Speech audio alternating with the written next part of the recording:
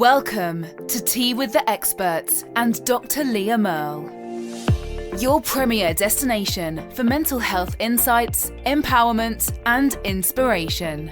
Led by the passionate therapist and counsellor educator, Dr. Leah Merle, this interview-style podcast delves deep into diverse themes with top-notch experts in the field. Beginning with the What Is series, from anxiety, trauma to resilience and mindfulness. We sip our way through captivating conversations, psychological insights, shedding light on the complexities of mental wellness and what it means to be a human being.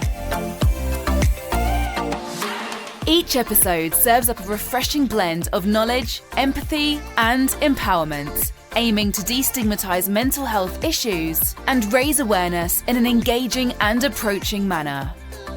So grab your favorite cuppa and get ready to step yourself into transformative conversations that will leave you feeling uplifted and enlightened. Subscribe now and join the movement to break down barriers and foster a more compassionate world. Welcome back to Tea with the Experts. In this second installment of our interview with Lanchana Green, we're diving deeper into transitioning from being a professional athlete to exploring new opportunities beyond the field.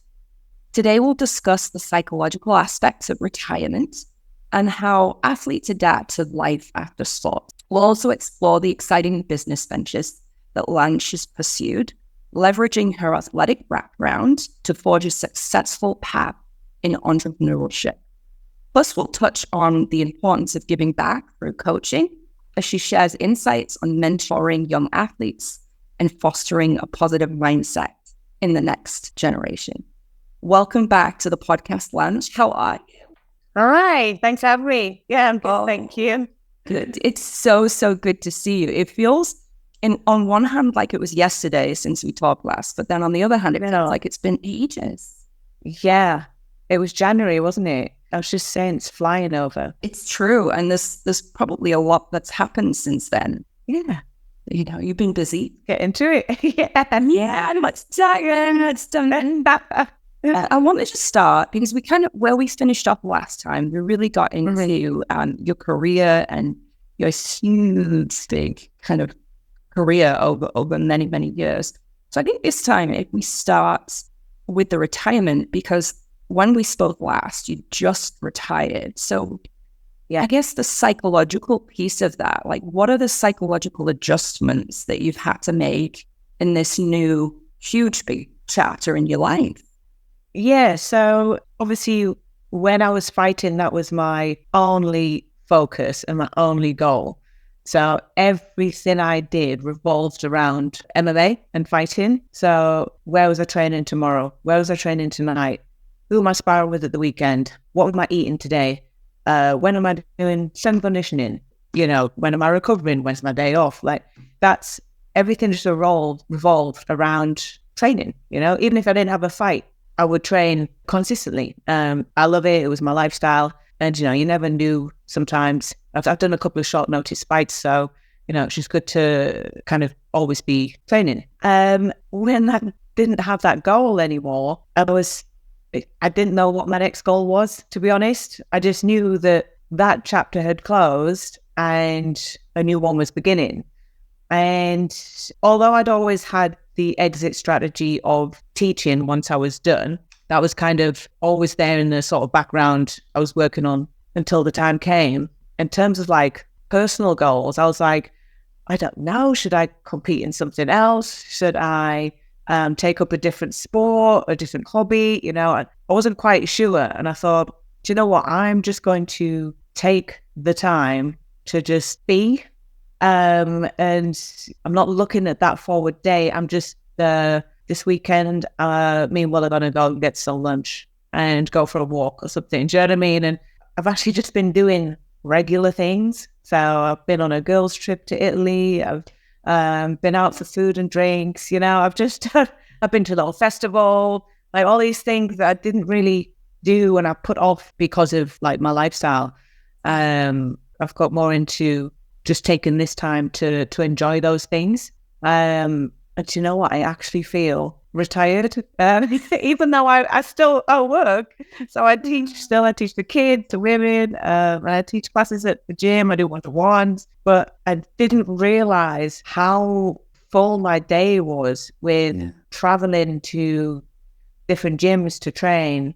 I always felt like I was coming and going. I was hardly ever at home. And at the minute, I have maybe a couple of one-to-ones, and I'm like, oh, I've got like a 5-hour gap until I teach again. I'm like, whereas normally I'd be like traveling somewhere and training and coming back, and I've tried to really make the most of that time and take myself off for make walks if the weather's been nice, get in touch with a friend for a coffee, and just do things like that, which sound really boring, but but I kind of didn't do. So yeah, you're catching up with other people experience, but because you were so dedicated to your craft and your sport, it was everything. It was so all intoxicating almost. Right? So it's like a reset maybe in some ways. Yeah, it is. Yeah, I've enjoyed it. I am so excited going for girls' trips and going coffee drinks. I know. Doesn't that sound boring to me? It's all like, yeah. What about the new business ventures? How is your mindset as a professional athlete influenced your approach to this new business venture that you're taking on? And then maybe what challenges have you faced in that transition? So tell us a little bit about your new business venture and kind of about that transition coming from, retiring as an athlete and then moving into entrepreneurship. Yeah. So the last maybe year or so, I kind of really took control of our gym and like the admin side of things, the social media, the member signups, the sort of day-to-day running of the gym. And since I've done that, we're the busiest we've ever been. And part of that is going back to obviously how my MMA career has helped that. From a character building perspective, obviously I've spent so many years traveling by myself, making mistakes, missing flights, going to train at gyms where no one speaks English and having to adapt and sort of learn like different ways to sort of integrate, and as well as actually learning the skills that I have from all of these coaches all over the world and the training partners and things. So the more sort of adversity I kind of faced during all these trips, training elsewhere and having to kind of go my own path, that's kind of built the confidence in me and that I am capable of doing things, and it's built that belief as well. So not just in terms of being able to fight, but in terms of being able to be successful wherever I go. And so that, I think that definitely helped. And what I started doing last year as well is I actually went on a couple of like business courses just to kind of learn a bit more about that side, because the gym for a long time was secondary. So me fighting was primary, and that I still taught classes and I still did my one-to-ones and everything. But thankfully my clients were always supportive of me. But if I had the opportunity to go over to Brazil and train for a month, off I'd go. Bye everyone, and it's but on the flip side, that is not good for business because you leave people without somewhere to train for a month and they go elsewhere. So so I went on a few business courses and tried to kind of learn as much as I could in that sense. And since we've last spoke, I don't know if we mentioned it last time, we've set up like a hot and cold contrast therapy within the gym as well. Yeah. So not only do we offer martial arts training and health and fitness, and we've got this sort of like health suite as well. So it's got sauna, cold plunge, and people can use that for recovery. And it's just bolting on to more things we can offer to our members and help people. So fantastic. Last time we spoke, I do remember you were just starting it. It was right in the stages of just like starting that new venture. But it looks like it's really taken off too. It looks like it's doing really well. Yeah, so it is. It's doing well, and me and Will, we wanted it because whenever I would get ready for a fight, we would pay for a day pass each to go and use Bannatynes, just so we could use their sauna once a week. And, that adds up. And I was like, why don't we have our own? We had this office and it wasn't really getting used for anything. And so me and Will were chatting about it. And Will is, once he gets an idea, that's it. He's off. So 2 days later, that whole office was ripped out. And he was like getting everything ready to get this set up. So I love it. So it's been a really good addition for me. Personally, I enjoy using it. But it's like I said, for our members and people of the Northeast. Wow, I'm so excited for you. This is great. And then, so where it is right now in your gym is where your office used to be. So where Dusty used to hang out. Yes, exactly. Yeah, complete transformation. Office. And now, what happened? He's fine. He has a bed in Will's van, and he's all tucked up in there. Yeah. So not to mention the business that you're running, but you're also training rescue. Yeah. So Will rescued Dusty. It was a while ago now, 4 years ago maybe now, but even still has issues. Like even now, at the minute, he's going through this separation anxiety because our routine has changed, and it's but when we look at where the dog came from to where he is now, like it's night and day, the difference in him. So yeah, he's brilliant. Everyone loves him. He's a good dog, but he was traumatized, right? Obviously, he had some severe trauma in his yes, and it's like humans. Yeah, you have to work with them, be patient, keep the reaction and consistency. Yeah. He came from an abusive background, so he was frightened of sound, moving objects. If anyone puts their hand up, like to wave at him, or like they do this, because if he runs over, hates it. Again, he's a lot better now. We've kind of got him accustomed. Acclimated, yes. And he's better. Sounds, he's fine with things now, and people hitting the punch bags, he's fine with that. He's good. He just comes in the gym and chills out now. Bless him. Yeah. Well, I mean, that's a lot of patience. That takes a lot of patience. Oh God, all it was. My goodness. Yeah. Thanks for talking about Dusty, because I think, beautiful. He's a lovely doggy. But what about the next generation? Let's talk a little bit about your coaching, because I know that that's taken up a lot of your time now, kind of post MMA work. So how do you feel about giving back to the next generation? And what has that experience been like? I finally really enjoying teaching kids. Wow. So when I first started teaching kids years ago, Will was teaching them, and I was just kind of like the assistant coach. And I don't have kids of my own. I don't have younger brothers or sisters. I never grew up around younger people. So it wasn't very instinctive for me to be around young kids. Yeah. I would just talk to them like, as if they were like 25-year-olds, but like this tall. So it's mini 25-year-olds. Mini 25-year-olds, yeah.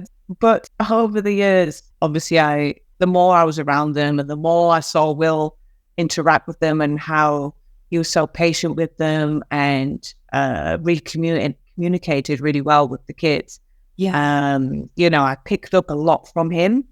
And then I kind of took more of a lead role with the kids. And even though it was enjoyable, it was also highly stressful, because like I said, when I was fighting, I was kind of coming and going all the time. And I felt like I was rushing back, and I was going straight through, like I've never been sparring or I've done a heavy pad session.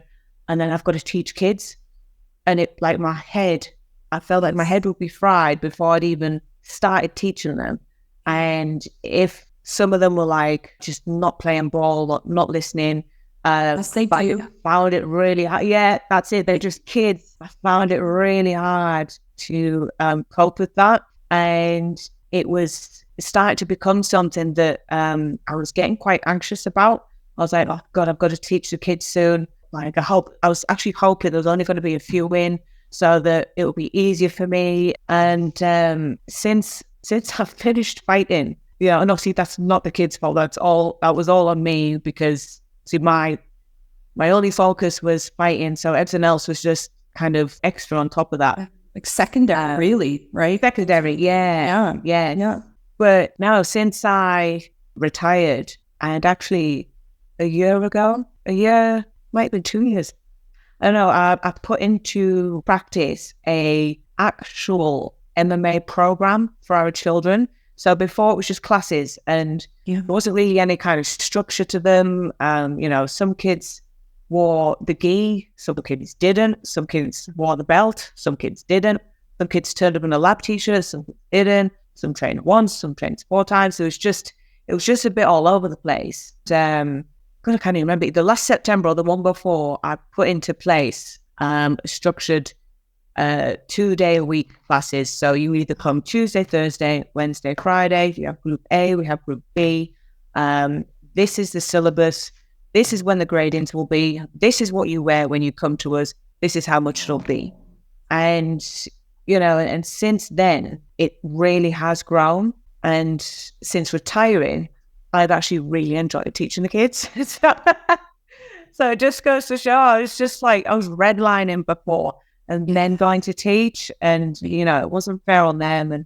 And whereas now I'm quite a patient person, but I'm even more patient with the kids, and some of them are starting to compete now, and, they're great. Honestly, I'll be teaching in 2 hours, and instead of me thinking, oh God, like who's going to be in, what am I going to teach them? Yeah. I'm like, oh my God, what is going to be in tonight? And let's do like back body lock. Let's do a takedown.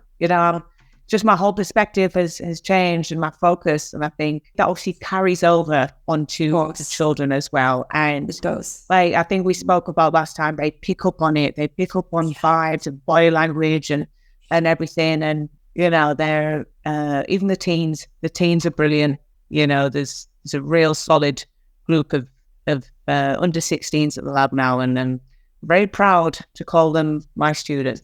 Yes. Wow, what a mindset shift, though. And then, it sounds like it was disorganized for you, and it was putting more pressure on you, like anxiety-wise. Yeah. Right?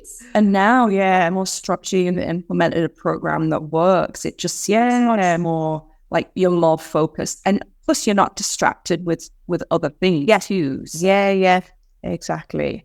Yeah, so they are my sole focus, like all that time period, and it definitely carries over. Oh, that's fantastic. What about like the content, like the discipline? Can you talk a little bit about there's a lot of value and discipline personal values that goes into this work that you're doing. So can you talk a little bit about maybe key lessons or values that you emphasize, maybe the positive mental approach that you try and influence them with? Talk a little bit about that in the process. Yeah, definitely. Each grade has a word and a quality of a martial artist.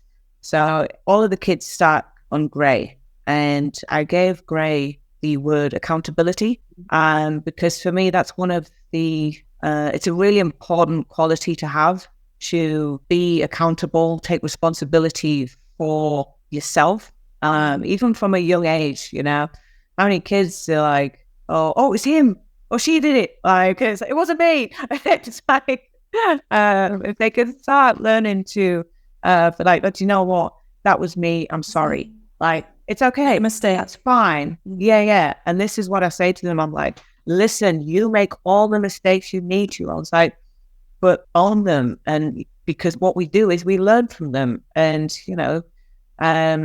so that's a big one for me. Discipline, again, that's the next one. Having to do the things that you don't want to do sometimes, but it's life.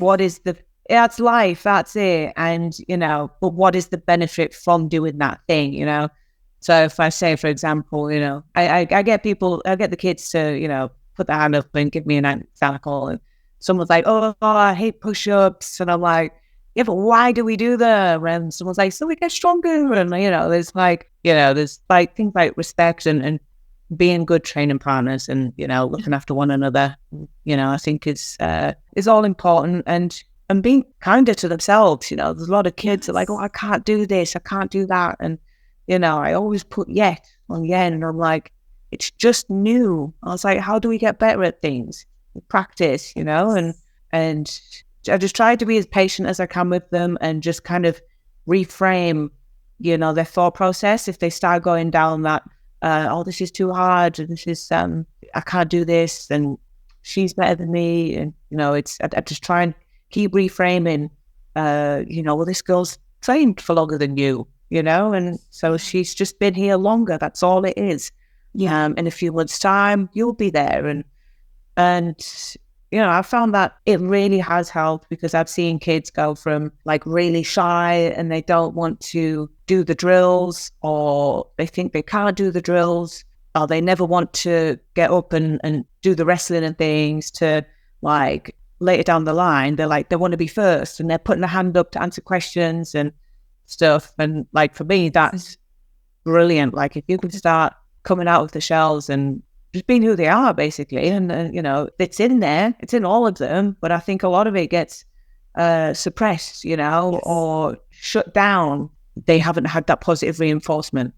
Yeah. That's the piece, isn't it? Right. It's the positive reinforcement, but also what you're doing is you're helping them kind of grow their character and their expanse of being able to cope with disappointment, mistakes, and knowing that it doesn't define them, right? We all make mistakes. That's a good one. Yes. For it. And I think that, you're adding to the benefits of athleticism and what that teaches, especially the discipline piece, right? Yeah. Discipline is huge. Yeah. Like, who wants to get up at 7 a.m. or even earlier? I mean, like, it's, I'm all for, what's the word? There's a balance, isn't there? It's like, you should do the things that you don't want to do, but not to the point of it having a negative impact on you, if that makes sense. Yeah, it does. So it's like a fine line. Yeah.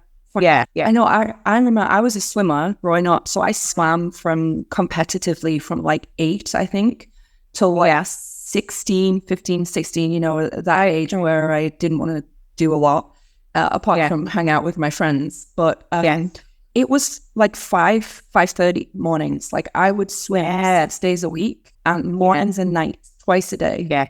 Really, really, I loved it. Like, it was my life. Swimming was my life. And it did teach me as an athlete growing up, it has taught me to stick in at things. Like, you know what it feels like to be successful if you stick at something to the edge. And I think the earlier you can do that, it sticks with you for the rest of your life.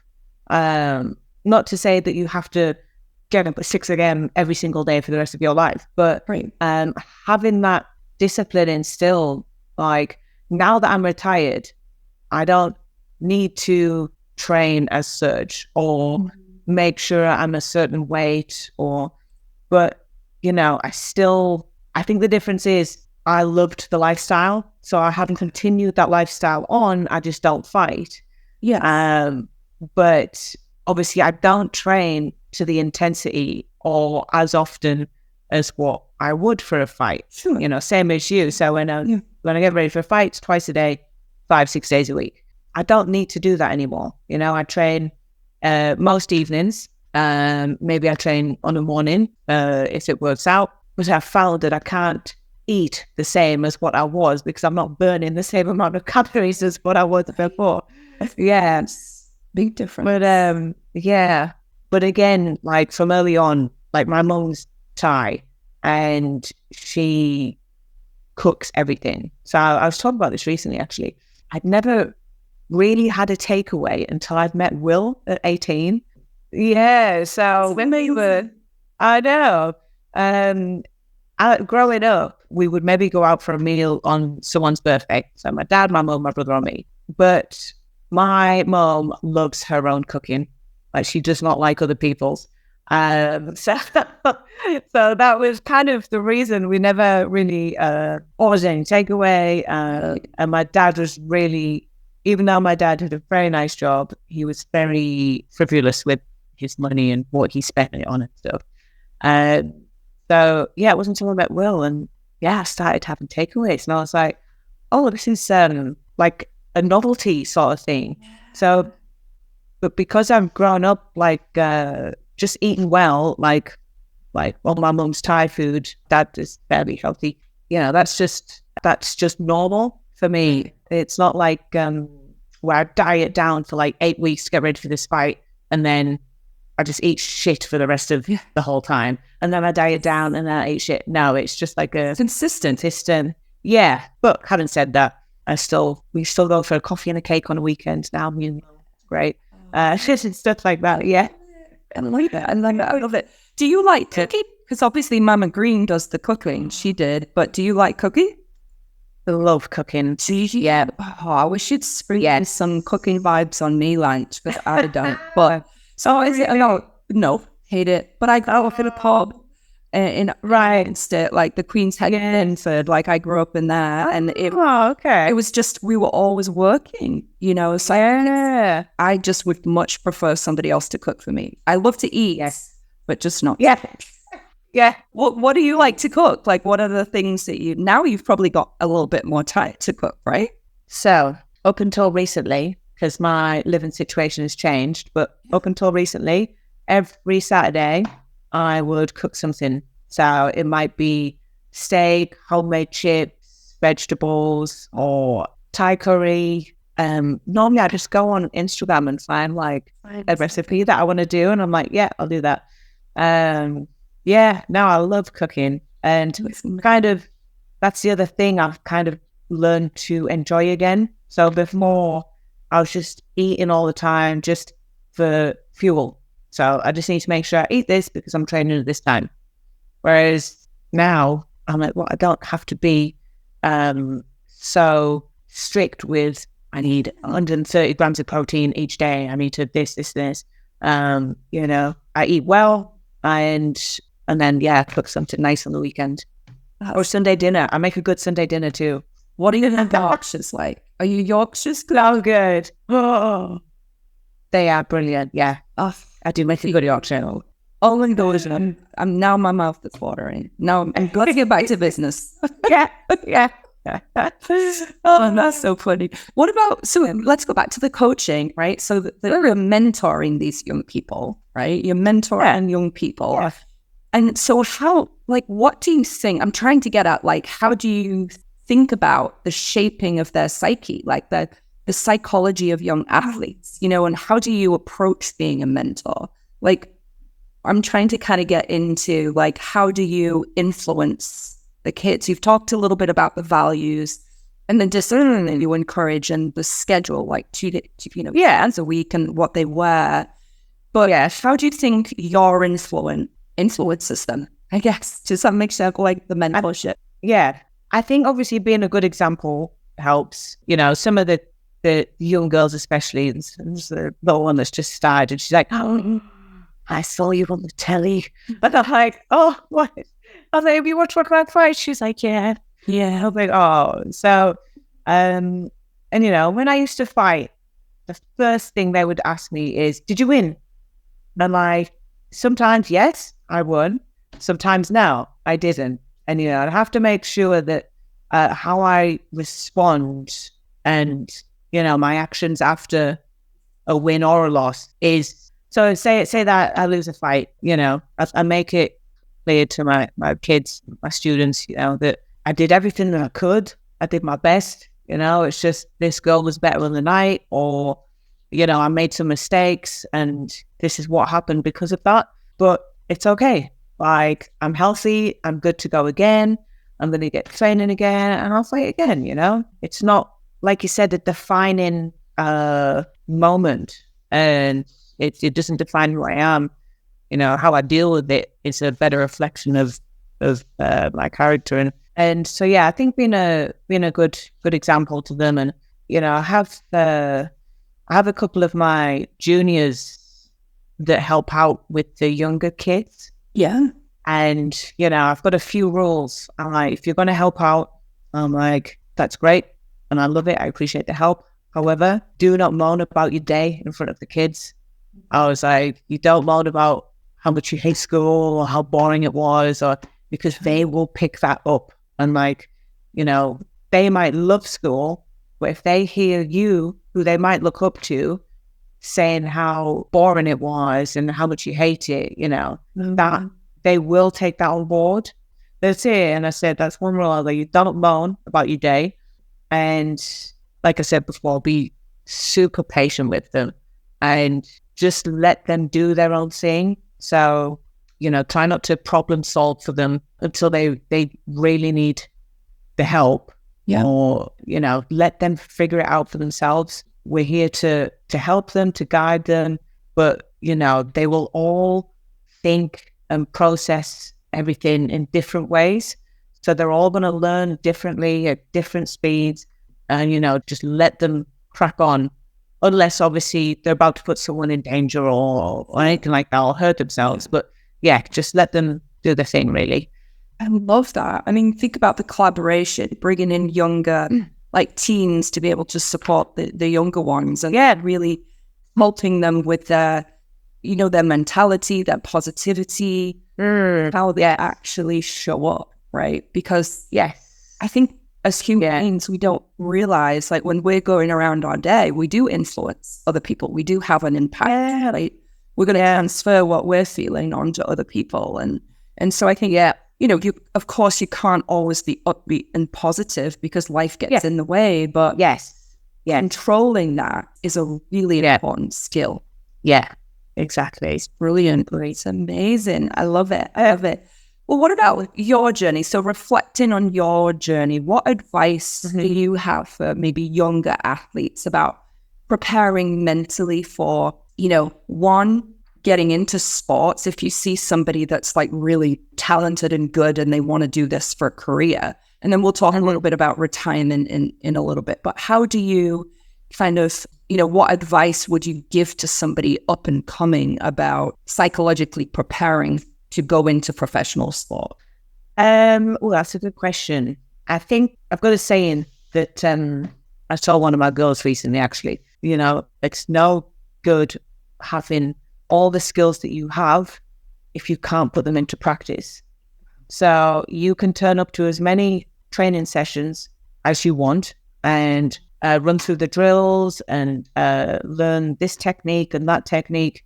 But if you don't believe that you can actually put them into practice and perform, then, you know, they're not doing you much good.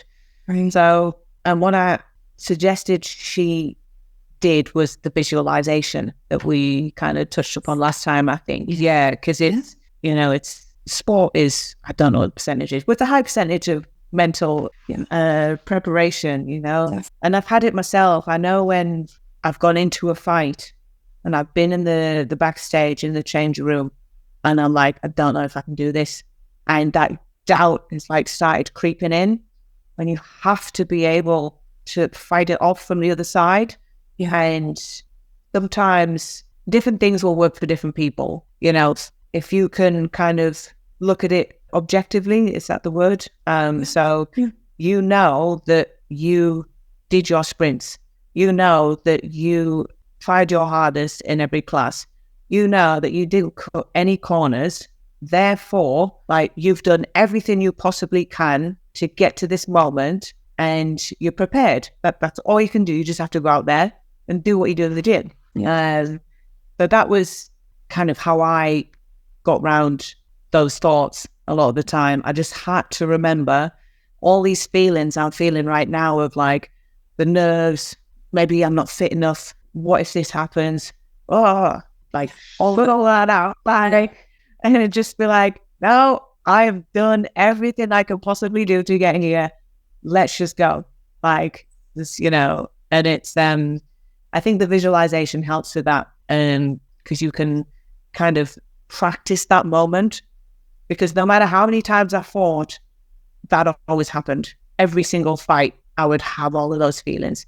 And if I sometimes visualize that and just visualize, sometimes even just batting them thoughts away, and just, you know, or putting them in a box, locking the box, and, you know, things like this, just so that I could just remember why I was there, what I was doing, and how good I was.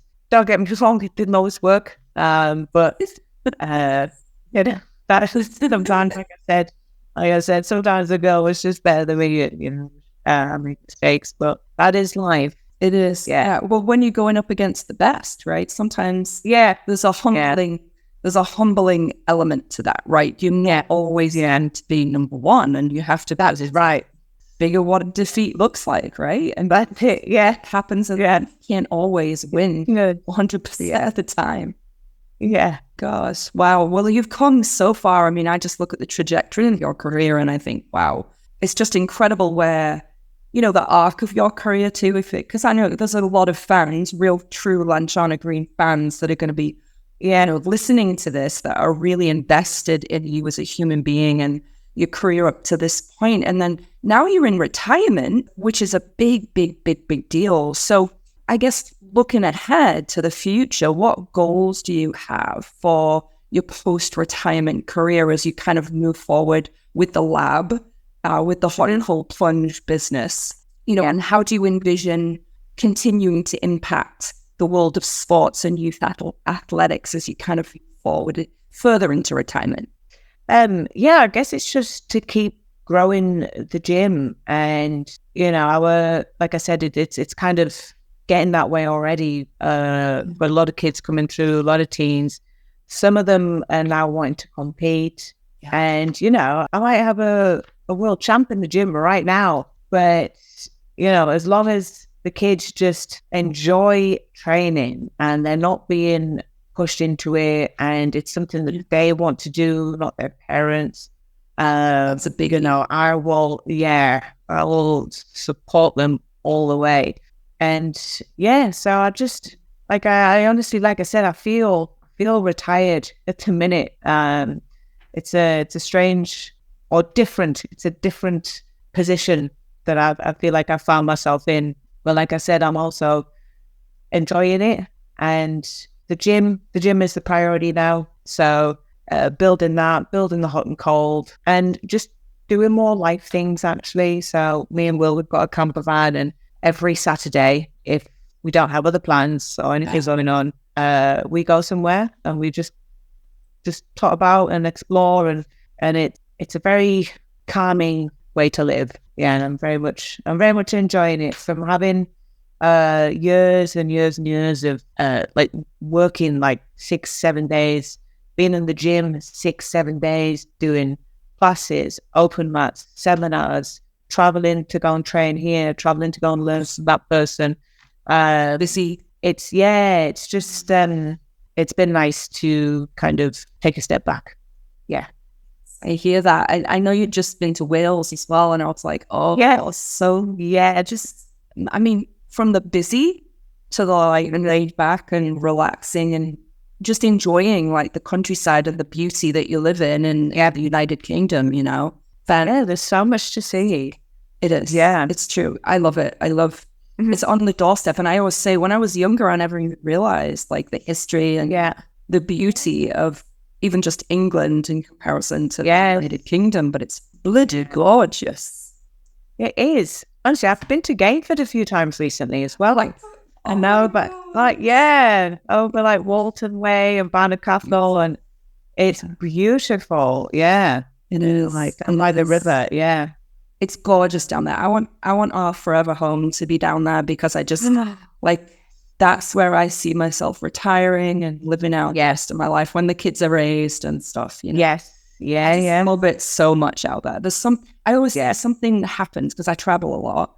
And so it resets my limbic system. I feel like I'm just plugging in energetically to the beauty of what it is. It's just... Yeah, definitely. That's exactly what every weekend feels like. We go somewhere, we come off social media, we take our books, and we go out walking, play with the dog, and then we come back on a Sunday evening ready for work the next day. But we've only been gone 24 hours, but it feels like 3 days. Do you know what I mean? And I'm just appreciating it all. That's that's where I'm at. Oh, well, that is a beautiful place to end. The gratefulness is just phenomenal. And you know how much I love you, Lanch. You're just a fantastic human all around. So thank you for being here today and doing part 2 to our first. So for listeners who want to listen to part 1, go back and take a listen.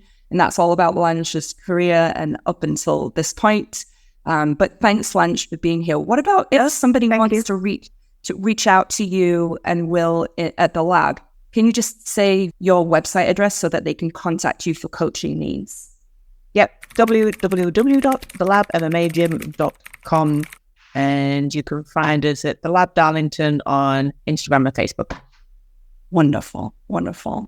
Lanch, it's a pleasure as always. Yeah. Thank you so much. Thank you. Thank you.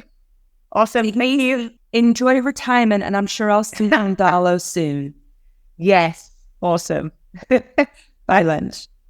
Bye.